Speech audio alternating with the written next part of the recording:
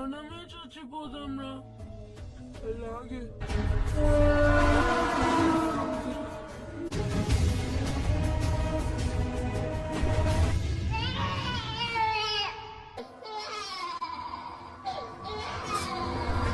Halo guys, apa kabar kalian? Semoga kalian selalu sehat dan selalu dalam lindungan Tuhan. Masih di alur cerita film India ya guys. Ya karena Mimin tidak bisa move on dari film action komedi yang berasal dari pemilik bahasa Telugu ini. Vinaya Vidya Rama adalah film yang menceritakan tentang kehidupan 4 anak yatim di mana masa kecil mereka sering mengalami kekerasan di jalanan.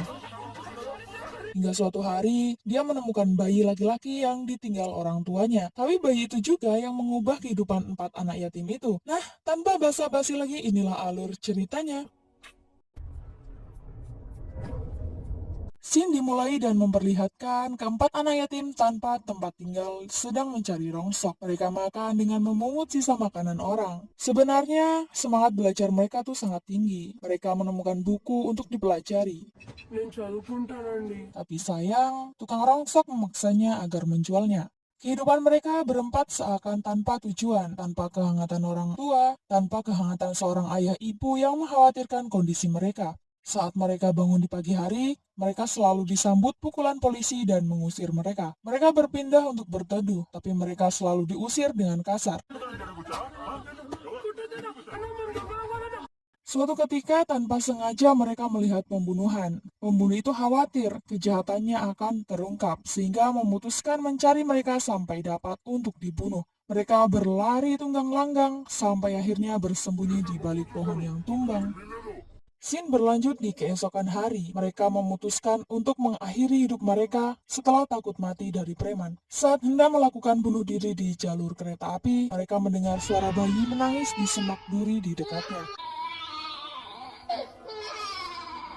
Setelah dapat mengambil bayi itu, mereka mengetahui bahwa bayinya digigit semut hingga berdarah dan mereka membawanya ke rumah sakit terdekat. Dokter bertanya, "Bayi siapa ini?" Mereka menjawab, "Saudara kami." Singkat cerita, setelah bayi itu pulih, sang dokter berkata agar mereka memberikan adik mereka susu. Karena bayi itu lapar dan menanyakan di mana ibu mereka. Lalu mereka mengaku kalau sebenarnya mereka anak yatim piatu. Mereka bekerja mengumpulkan memo dan bayi itu baru saja mereka temukan. Bayi itu juga membuat mereka hidup setelah ingin mati. Oleh sebab itu, mereka akan merawatnya dengan sepenuh hati. Sang dokter yang terenyuh mendengar pernyataan mereka pun lalu menawari mereka tinggal di gudang rumah sakit. Dan semenjak itu pula, mereka merawat bayi yang mereka temukan itu dan memberi nama Rama. Suatu hari mereka juga hampir diculik penjahat yang ingin membunuh mereka kala itu. Tapi untung penjahat itu ditangkap untuk dipenjara. Singkat cerita, Rama pun sudah mulai tumbuh kanak-kanak dan bersekolah. Tapi konflik pun terjadi. Mereka akhirnya ditangkap penjahat yang sudah keluar dari penjara. Dia marah dengan mereka karena mereka membuatnya di penjara selama 5 tahun lamanya dan akan membunuh mereka. Saat hendak membunuh salah satu dari mereka, Rama datang melempar batu. Itu memancing penjahat dan langsung menghampirinya. Tapi Rama ini punya anugerah kekuatan super yang hanya dimiliki di film India. Sang adik menikam burung kesayangan penjahat hingga penjahat itu meninggoy. Suster yang mengetahui Rama sudah menikam penjahat dan langsung melaporkannya ke dokter. Dokter pun juga langsung menghampiri Rama. Dokter berkata, "Hei Rama, apa ini?" Rama menjawab dengan tegas, "Mulai hari ini mereka akan belajar dan aku akan bekerja." Dokter menanyakan hal yang sama, tapi Rama tetap menjawab hal yang sama juga. Dari pernyataan Rama, akhirnya kakak-kakak mereka diantar mendaftar sekolah oleh dokter. Kepala sekolah bertanya, "Siapa mereka?" Dokter menjawab, "Mereka adalah anak yatim, tapi mulai saat ini kelimanya adalah anak saya sekarang. Tapi yang akan belajar di sini adalah mereka berempat." Scene pun berlanjut, ini mereka semua sudah dewasa dan ini adalah kakak ipar Rama dari keempat kakaknya itu. Di saat para kakak sedang berdoa, Rama malah berperang di padang tandus. Rama membabat habis anak buah seseorang.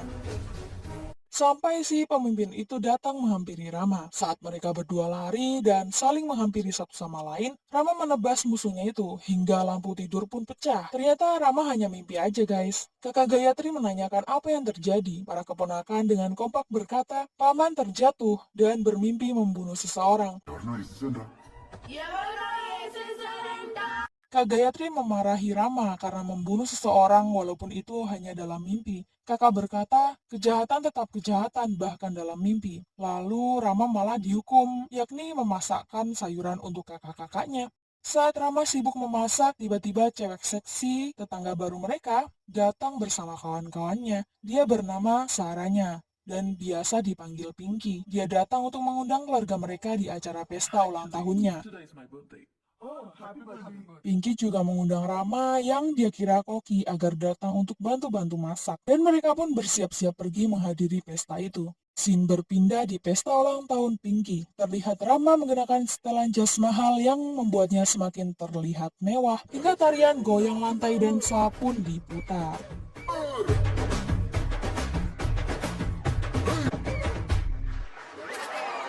Scene berlanjut, terlihat seorang mata-mata yang sudah menemukan Rama dan keluarganya dan langsung menghubungi Sangkar. Sangkar adalah seorang inspektur polisi yang berpihak pada kejahatan. Dia termasuk anak buah Raja Baik, sang pemimpin organisasi kriminal. Syakar memberikan tugas kepada anak buahnya itu untuk menyelidiki di mana Rama dan keluarganya tinggal. Di scene lain, terlihat seorang kepala menteri yang bernama Mahes. Beliau di sini orang baik ya guys. Dia mendapat laporan dari asistennya tentang seorang petugas pemilu yang selama ini dia cari. Lalu beliau menyuruh asistennya untuk tidak mengganggunya dalam 1 jam mendatang. Beliau lalu membuka sebuah buku yang di dalamnya berisi data yang dia cari. Tiba-tiba beliau terkejut setelah melihat foto itu. Foto itu adalah foto kakak Rama yang bernama Bhuvan Kumar. Lalu beliau teringat sesuatu. Kala itu di kota Visakhapatnam yang damai menjadi panas karena adanya pemilu. Partai Padi memperkenalkan kandidatnya. Dan Partai Banteng pun memperkenalkan kandidatnya juga. Di mana saat itu Bhuvan Kumar telah ditunjuk secara khusus sebagai petugas pemilu.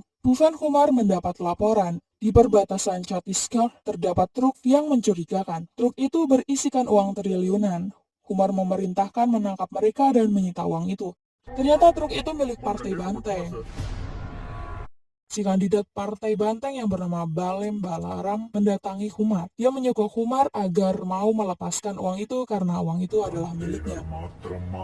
Balem Balaram mengira Kumar mau disogok. Kumar malah menyuruh petugas untuk menyita barang bukti kecurangan dari pihak Banteng dan akan mendiskualifikasi partai mereka. Balaram pun seketika emosi. Dia tidak terima dan mengamuk. Balaram berkata kalau dirinya sudah menyiapkan seorang bajingan yang akan membunuh Kumar dan semua keluarganya juga akan terbunuh. Ternyata Balaram tidak tahu kalau Rama, si adik Kumar, sedang menghajar anak buah Balaram yang akan membunuh keluarga mereka. Rama membabat habis para pandai besi sekaligus anak buah Balaram. Hingga keanehan pun terjadi. Rama memukul salah satu penjahat itu sampai di meja Kumar hingga meja itu hancur. Rama lantas menampar Balaram dengan keras, menendangnya, merobek bajunya, dan mendorongnya hingga keluar gedung. Kejadian itu juga direkam oleh wartawan. Inspektur polisi datang dan menegur Kumar. Polisi itu berkata, saudaramu harus ditangkap karena memukul calon kandidat kepala menteri yang tidak lain adalah ipar dari Pak Pasuram, seorang kepala partai Banteng. Sang polisi itu lalu mendatangi Pasuram dan berkata kalau Rama dan Kumar akan meminta maaf kepada mereka agar masalah itu tak berlanjut. Tak lama, Rama dan keempat kakaknya datang. Kumar berkata, aku membawanya untuk meminta maaf, Pak. Tapi Rama malah tak menghiraukan dan asyik dengan telepon genggamnya. Lalu Kumar menyuruh adiknya itu menulis surat permintaan maaf. Lalu Pak Suram malah menyuruh mereka membungkukkan badan dan menjilati sendalnya. Tentu saja Rama kesal dan mengejar seorang anak buah Pak Suram. Pak Suram yang kesal menanyai Rama tentang siapa dirinya. Pak Suram menyebut nama lengkapnya. Rama tidak peduli. Rama juga malah menyebut nama lengkapnya. Pasura mengancam Rama dan akan membuatnya kencing di celana. Rama lantas mendekati Pasuram dan akan membuka resleting celananya. Anak buah Pasuram akan menyerang Rama dengan pedang mereka. Tapi Rama dengan sigap mengambil pedang mereka, mematahkannya hanya dengan kaki. Dan anehnya, pedang anak buah Pasuram sudah menusuk diri mereka sendiri. Dan Rama pun pergi. Scene berganti, Rama dibawa keluarganya untuk pergi melamar seorang wanita cantik. Ternyata ayah wanita itu teman Kumar yang bernama Tuan Darmenda dan istrinya bernama Pupi. Mereka dipersilahkan duduk di ruang tamu. Anak Tuan dan Nyonya Darmina bernama Baby. Wanita ini berbadan ideal. berkulit putih mulus, menawan, dan rajin berolahraga. Sang ibu memberikan syarat konyol jika mau menikahinya. Yang pertama, putrinya tidak boleh melahirkan anak lebih dari 2. Yang kedua, putrinya akan tidur jam 9 malam dan tidak boleh dibangunkan. Yang ketiga, jam 6 pagi kamu harus membuatkannya kopi. Yang keempat, dia pergi ke gym jam 9 pagi dan kamu harus siapkan jus lemon. Dan kamu harus memanjakannya. Lalu Ibu Pupi menyodorkan berkas kesehatan putrinya sembari meminta surat keterangan sehatnya Rama. Karena mereka tidak ada, Ibu Pupi sudah menyiapkan dokter berbadan maco untuk memeriksa Rama. Rama ditanya lagi, "Nak, kamu pengangguran, lalu bagaimana kamu menghidupi putriku?" Rama terpancing emosi. Rama malah menarik baby dan memeluknya, menciumnya dan menjatuhkannya. Lalu tiba-tiba segerombolan wanita datang membawa laki-laki penjahat kelamin dan memukulinya. Pupi terpancing emosi dan lalu menendang burung jahat itu. Scene berpindah di rumah keluarga Rama. Mereka merenungkan apa yang barusan terjadi. Kakak Gayatri menanyakan apakah Rama menyukai pernikahan itu atau tidak. Dia menjawab tidak. Ternyata Baby mendengarnya. Rama langsung salah tingkah. Baby mendorong Rama. Rama tak bisa berkutik. Baby lalu membalas perlakuannya ketika di rumahnya itu. Dia langsung memeluk, mencium, dan mendorong Rama juga. Baby bertanya mengapa Rama tak menyukai pernikahan ini. Rama berdalih kalau dirinya tidak suka syarat yang diberikan oleh ibu Baby. Baby berkata kalau Rama harus belajar. Rama berkata kalau pernikahan itu harus dibatalkan. Lalu Baby langsung memukul Rama. Kakak Rama khawatir dan mengetok pintu. Rama dan Baby malah berakting seakan-akan Baby yang kena pukul. Dan Rama akhirnya menyetujui pernikahan itu. Scene berpindah. Asuram dan Inspektur Sangkar mengadakan pertemuan. Asuram mengeluhkan Rama yang sudah mempermalukannya. Sangkar berjanji kepada Pasuram akan membalas dendamnya. Dia tidak akan membiarkan Rama dan seluruh anggota keluarganya hidup. Di sisi lain, di keluarga Rama, Umar pamit karena akan pergi keluar kota. Singkat cerita, pernikahan Rama dan Baby pun dilangsungkan di kota Dwaraka. Scene lalu berlanjut memperlihatkan Raja Bayi yang sudah pulih dari koma. Raja Bayi ini adalah saudara Pasuram yang menjabat sebagai ketua organisasi kejahatan. Semua pengikutnya sangat senang karena ketua mereka masih hidup. Raja segera menyuruh pasukannya membawa Rama dan keluarganya untuk dibunuh. Berita siuman Raja Bayi pun sampai di telinga Kepala Menteri. Kepala Menteri seketika itu pun langsung mengkhawatirkan Rama dan keluarganya, dan lalu menyuruh anak buahnya segera menemukan keberadaan mereka. Tapi sayangnya Sangkar sudah lebih dulu mendapati tempat tinggal mereka. Sangkar menyeret keluarga Rama keluar untuk dieksekusi. Rama pun datang dan terkejut melihat situasi ini. Sangkar berkata kepada Pasuram kalau dia sudah menepati janjinya membawa sepaket keluarga Rama. Keponakan Rama berlari memanggil ayahnya. Sangkar menembaknya. Rama segera menghampiri keponakannya itu dan untungnya Agisha masih hidup. Sangkar memukul kakak Rama dengan pistol hingga tersungkur. Rama langsung emosi, tapi dia masih menahannya. Rama lalu meminta maaf agar keluarga mereka bisa terbebas, tapi Sangkar menyuruh anak buahnya mengambil posisi eksekusi. Kesabaran Rama pun habis. Rama dengan kekuatan aneh bin ajaibnya langsung memukul Sangkar hingga tembok pun hancur. Pertarungan konyol satu lawan banyak pun tak terelakkan. Pasukan yang membawa senjata besi bulat berduri dibabat habis oleh Rama.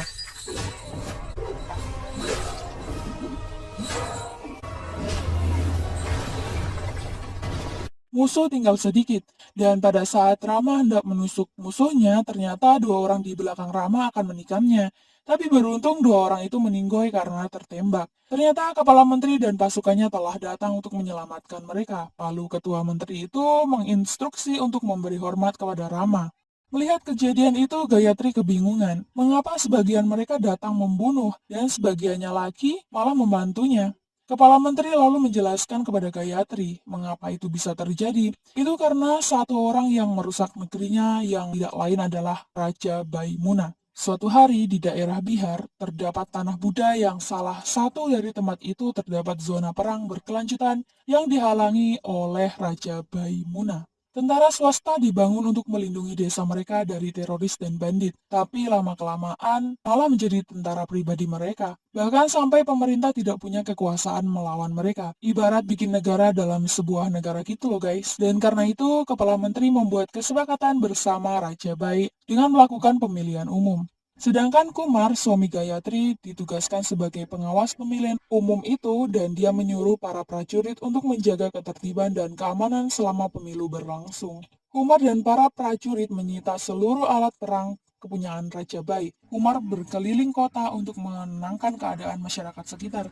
Tapi tiba-tiba tenda prajurit diteror. Tembakan dan ledakan bom ada di mana-mana. Prajurit banyak yang gugur. Raja Bai mendatangi Kumar. Semua prajurit yang ada di belakang Kumar diberondong. Sampai Kumar tidak dapat berbuat apa-apa. Lalu Kumar berkata kalau dirinya menyerah agar tidak ada lagi korban jiwa. Raja Bai menyuruh Kumar memakai gelang lonceng di kaki. Mempermalukannya di depan orang-orang dan menyuruhnya menari. Setelah itu, Kumar dan ketiga saudaranya serta prajurit lain mendapatkan hukuman. Kumar teringat sesuatu bahwa seseorang harus datang untuk menghentikan kejahatan Raja Bai. Kumar berlari sambil berusaha menelpon Rama, adiknya itu. Rama tak sempat mengangkat telepon. Kumar tertangkap dan langsung dihajar.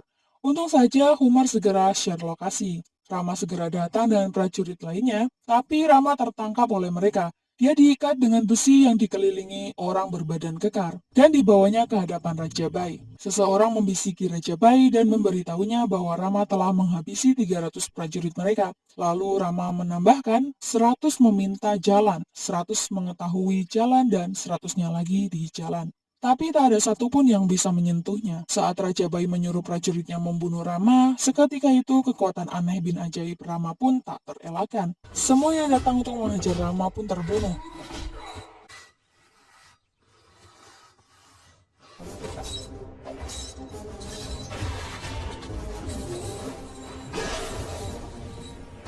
Bahkan Rama memenggal kepala Persuram dan Balaram hingga kepalanya terbawa burung elang. Prajurit bersenjata menghampiri mereka. Rama segera mengambil senjata dan memberondong mereka semua.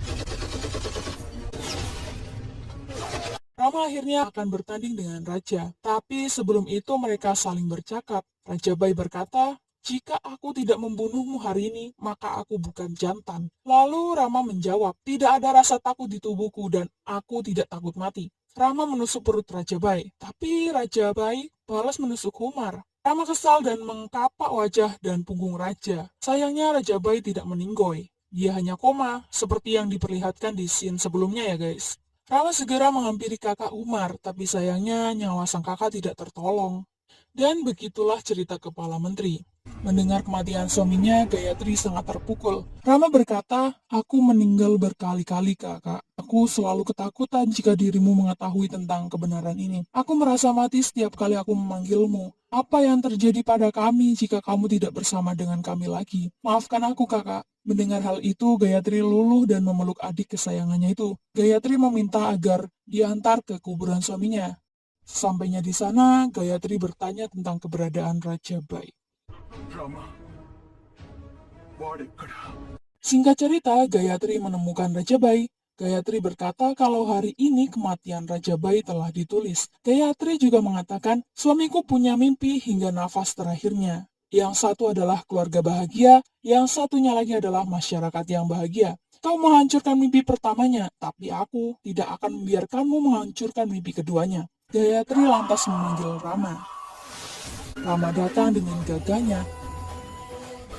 Akhirnya Rama bertarung lagi dengan Raja Bai. Mereka berdua mengibaskan rambut yang berdebu karena salah sampo itu. Rama membanting Raja Bai. Raja mengambil pedang tapi malah salah sasaran. Rama memukul lengan Raja Bai hingga tulangnya patah. Lalu memakai gelang kaki yang dipakai almarhum kakaknya itu untuk memukul. Hingga leher Raja Bai terpotong oleh pedangnya yang salah sasaran itu. Kemenangan Rama disambut kebahagiaan dan ketentraman masyarakat. Dan film ini pun selesai.